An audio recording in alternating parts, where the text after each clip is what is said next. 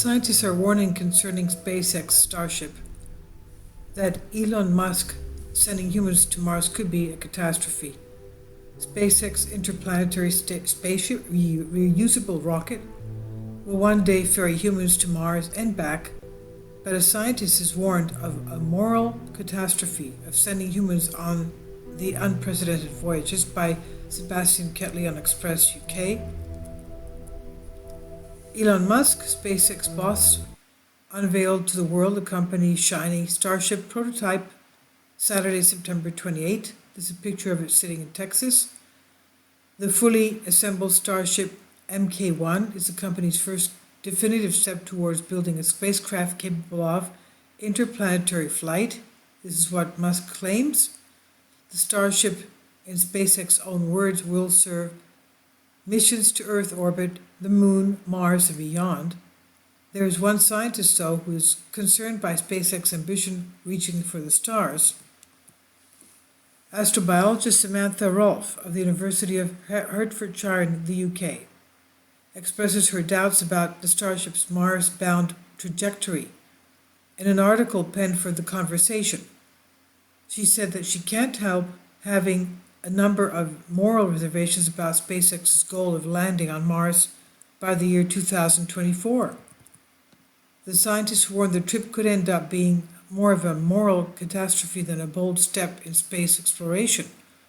Dr. Rolfe said, "There are many reasons to believe SpaceX will succeed. The company has been extremely impressive in its contribution to space, filling a gap when government agencies such as NASA could not justify the spending. It's not the rocket technology that I doubt," she says. "My concern is mainly astrobiological. According to the scientists, sending human explorers to Mars carries many inherent risks to human safety, but also the safety of the red planet itself." In July 2020, NASA will send its Mars 220 probe to the planet to track down signals of alien life, signs of alien life. The possibility of Mars harboring microbial alien life has fascinated astrobiologists for decades. But sending humans to Mars carries a risk of contaminating the planet with Earth-based organisms.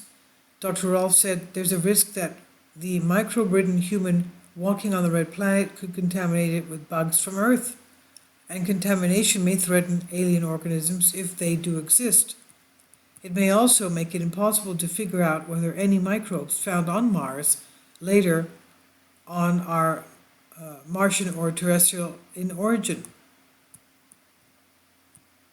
Now, another risk factor that needs to be considered is the potential for loss of life on a Mars-bound journey. Unlike our home planet, Mars does not have a strong atmosphere and magnetosphere that protects it from solar radiation.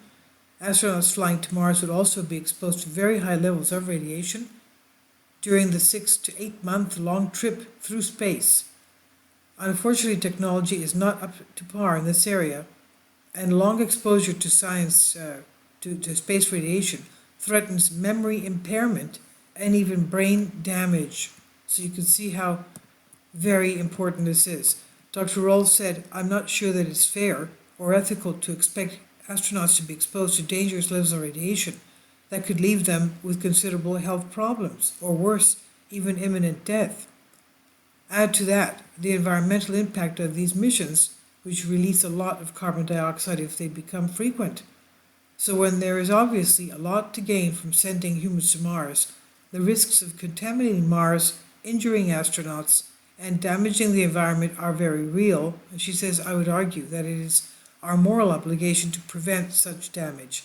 I hope that SpaceX is putting as much thought to this as it is to its launch vehicles, and I would like to see this become a priority for the company," she said.